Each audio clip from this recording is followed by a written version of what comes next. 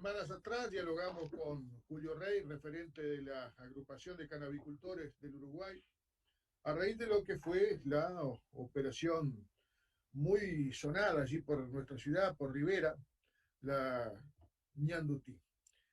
No creíamos que fuera a ser necesario comunicarnos tan prontamente con Julio ahora, pero bueno, se hace imprescindible a raíz de los últimos acontecimientos que han movido, digamos, el quehacer y la cotidianidad de todos aquellos que confiaron en el Estado uruguayo en su momento y optaron por la opción de ser autocultivadores.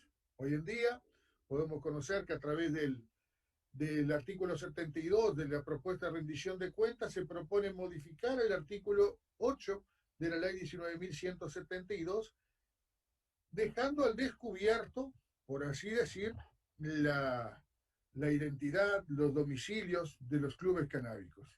Y, por supuesto, dotándole de ciertas potestades a la policía que la ley no preveía. ¿Qué reflexión te merece, Julio, estas últimas novedades que acabo de detallar? Bueno, buenos días, Juan. Gracias nuevamente por la invitación. Ojalá en algún momento podamos comunicarnos por temas más alegres, por mejores novedades. Sí, un artículo que plantea un claro retroceso al paradigma regulatorio, suplanta un paradigma en el sentido de las libertades, del reconocimiento del uso, en este caso, de cannabis en la vida privada de las personas, su cultivo, la información que ha circulado al respecto, desmitificando muchísimas mentiras que desde el prohibicionismo o el conservadurismo más caro han pretendido imponernos durante décadas, y lo suplanta por un paradigma de tipo represivo, persecutorio, invasivo de la intimidad de las personas, y tiene un claro corte anticonstitucional la propuesta. A nuestro entender, choca directamente con el tema de las actividades privadas de las personas, que en la medida que no afecten a terceros, están exentas de la autoridad de los magistrados, por ejemplo. Es una figura que también incluso cuestiona la separación de poderes, porque hasta ahora, para un operativo policial, para un allanamiento concretamente, en el hogar, que es un sagrado inviolable también, según nuestra Constitución, solo se podía acceder mediante orden expresa de un juez y habiéndose comprobado un delito. Bueno, esto cambia, le da súper potestades a la policía para venir a tu casa cuando quieran, regularmente, a ver qué vos estás haciendo con tu consumo privado de marihuana o con tu cultivo. Esto sumado a lo que hemos visto no solo en la operación Ñandutí, sino en múltiples casos en el país, donde los malos procedimientos policiales y la mala praxis judicial, fiscal, en definitiva, han conducido a formalizaciones y procesamientos indebidos, totalmente contrarios a la ley, según entendemos no solo nosotros, sino abogados de larga expertise en el tema e incluso los propios redactores de la ley 19.172. Entonces, démonos cuenta, y lo digo en particular para aquellos que están diciendo o piensan que por hacer las cosas bien van a estar exentos de culpa o de peligros. No es así.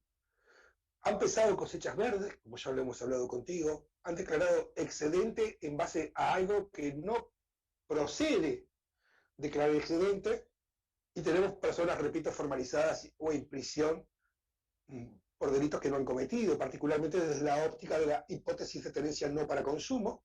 Exacto, ¿no? Por una mera presunción de tenencia no para consumo, sin haber sido comprobado. Eso es gravísimo.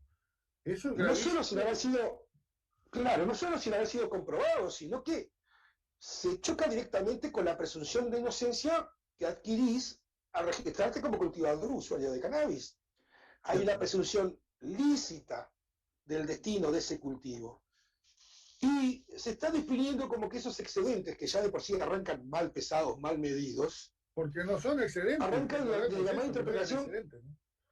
Recordemos que no son excedentes.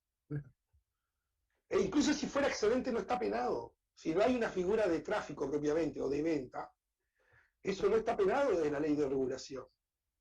Sin embargo, están interpretando que lo que define la presunción de inocencia son las cantidades, cuando en realidad lo que define el destino lícito de ese cultivo, de esa cosecha, es el uso compartido en el hogar. Las cantidades son apenas una sugerencia para que no nos enfrentáramos a aquello que también ya hablamos antiguamente, de que capaz que por 5 porros terminabas en cana, ¿no? Porque el juez interpretaba que no era para tu consumo. Y está volviendo a pasar.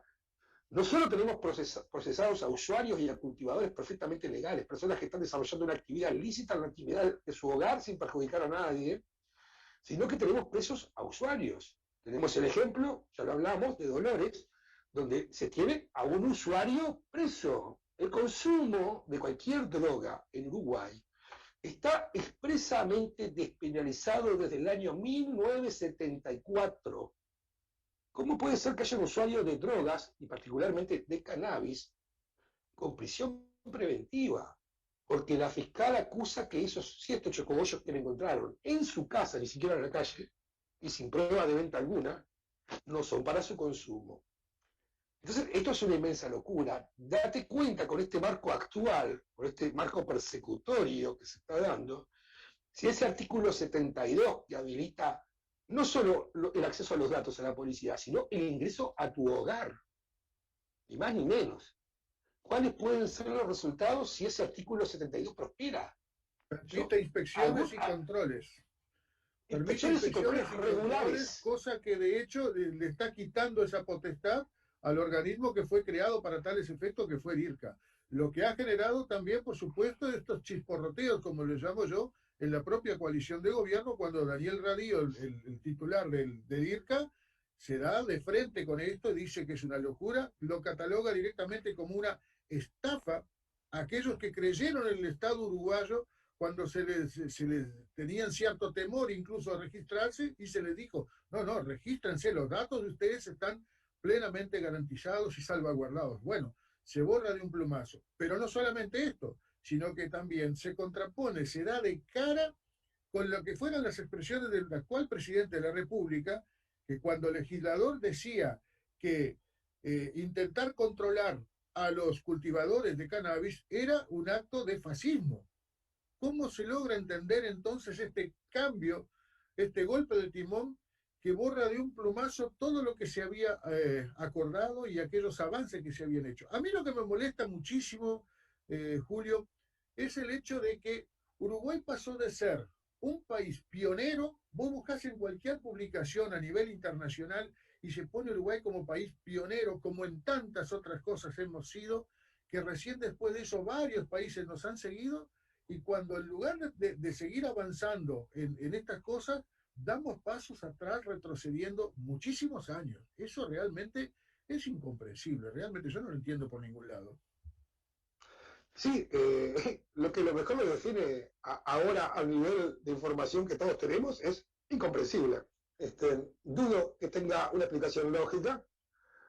Si esto se baja de la rendición de cuentas, probablemente la cabeza que ruede no sea la de ningún jerarca. Ya están apuntando hacia algún personal subalterno, por ejemplo, como autor de este artículo, lo que también me sorprende de esta visión de que si pasa, pasa. ¿Cómo firmaron sin saber? ¿Qué hicieron con la rendición de cuentas? ¿No? Porque están apuntando ya... ¿El secretario del Ministerio del Interior, concretamente? Claro, cuando el responsable de la rendición de cuentas es el propio Poder Ejecutivo, ¿no? El propio Luis Lacalle Pou. Ciertamente. Entonces, vos decías un retroceso y Uruguay referencia mundial. Sí, es una vergüenza. Es una vergüenza a nivel internacional lo que se está tratando de hacer. Hace 10 días México siguió los pasos que dio Uruguay hace ya varios años, y se aplaude y se celebra con bombos y platillos este avance que, recordemos, está legalizando esto que, pongámoslo entre comillas, droga, aceptada socialmente en la mayor parte del mundo, aunque estuviera penalizado en buena parte de él, pero siempre aceptada socialmente. Sí, también una contradicción, ese efecto dominó que nombrás, ¿no?, de Uruguay con la regulación que avanzó sobre el mundo, es la la legislación en la que se basa en muchísimos países. Por algo se regula, no se legaliza. Uruguay presentó una opción intermedia, conservadora en cierto grado, pero que a su vez es una visión adelantada, algo a lo que no se animó el resto del mundo. Una ley de regulación integral de la cannabis, y no solo el aspecto terapéutico, como están haciendo la mayoría de los países que vienen atrás, sino el recreativo, el uso adulto, como se acostumbra a decirle en las esferas técnicas. Pero también hay otro razonamiento en base a las libertades, porque acá hay un problema de las libertades de las personas y de la violación de la intimidad de las personas y de la invasión del hogar. Entonces hay una contradicción absoluta con esa política de Estado que nos pretenden imbuir de la libertad responsable. Porque entonces si uno reflexiona, uno es libre de salir y enfermarse, uno es libre de salir y morirse, pero uno no es libre de fumarse un porrito tranquilamente en la intimidad de su hogar. ¿Dónde está la coherencia? ¿A qué llaman política de Estado? Julio, la otra explicación que podría haber sería que esto sea una cortina de humo, porque ya muchos aventuran a decir que esto no prosperará, que va a caer cuando se pase a votar, y lo que podría hacer suponer que esto sea nada más que una cortina de humo para distraer de otras cosas, ¿no? Como, yo qué sé, por ejemplo, lo que opacar, ya hoy ya no se habló prácticamente nada en todo el día, ni ayer tampoco, sobre el famoso contenedor, ¿no? Y todo ese tipo de cosas van quedando soslayados por esta nueva información que llega. Yo te digo con absoluta honestidad, creo que esto realmente no va a prosperar. Sería, además de una vergüenza, una, una falta de respeto y una falta con la verdad a la propia ciudadanía por parte incluso de la cabeza del Poder Ejecutivo, que es el presidente de la República. No creo que esto vaya a prosperar, pero el solo hecho de que se hubiera considerado y que se hubiera propuesto por parte del Poder Ejecutivo es muy grave. Una reflexión final al respecto, Julio. Sí, esperemos que esto no proceda, evidentemente, que estos cuadros jerárquicos de baja o alta jerarquía que sobreviven en las instituciones, bueno, se les dé una ubicación mejor, lisa y llanamente donde no molesten, donde no ataquen las libertades logradas, los derechos conquistados. Y sí, se ha mostrado una gran ineficacia en el combate al gran tráfico y mediante la excusa del microtráfico se está combatiendo cultivadores regulados y se los está procesando. Entonces la reflexión que a mí me lleva todo esto es a la flauta. Se les escapan las avionetas, pero se ve que es mucho más fácil agarrar una planta que está ahí en la tierra, que no corre, que no vuela, con el cultivador que la riega a un lado. Y es como si hubieran pasado de la casa mayor, de hacer una gran cacería, o de fallar en esa gran cacería, al gran tráfico, y hoy por hoy pretendan lograr mejores números de seguridad pescando mojarritas en un balde. Julio Rey, referente de la agrupación de canabicultores del Uruguay, una vez más, muchas gracias por el contacto. Y bueno, como decías vos al inicio de la nota, esperemos que cuando volvamos a hablar no sea por temas que sean tan feos de dialogar como esto, ¿no? Te mando un abrazo grande y como siempre a las órdenes.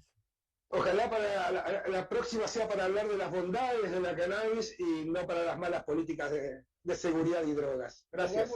Lo vamos a hacer en próximos programas, seguramente vamos a hacerlo porque yo soy un convencido que esto es así. Un abrazo, que Te pase tomo la bien. palabra. Saludos, Rivera. Bien, como podrán ver, las expresiones de Julio Rey han sido más que contundentes. Y lo estaba leyendo ahora, algunos mensajes que compartí en los últimos minutos con él mientras esta nota salía al aire. Y él me transmite algo de lo que había dicho ayer, precisamente el referente de DIRCA, el Instituto de Regulación y Control del Cannabis, Daniel Radío. Radío decía ayer en Canal 10 que la causa del narcotráfico merece mejores condiciones, la causa del narcotráfico merece mejores medidas para que andar correteando cultivadores. Y luego se pudo saber también que trasciende que el propio presidente de la República no estaría de acuerdo con la redacción de este artículo 72 y que Iván Posadas plantearía retirarlo. Bien, creíamos que era momento oportuno como para plantear este tema, por ponerlo nuevamente sobre la mesa, porque en los últimos días ha dado muchísimo que hablar precisamente, y a pesar de que ya lo habíamos entrevistado a Julio hacía 2 o 3 semanas, y no nos gusta andar repitiendo interlocutores, era necesario.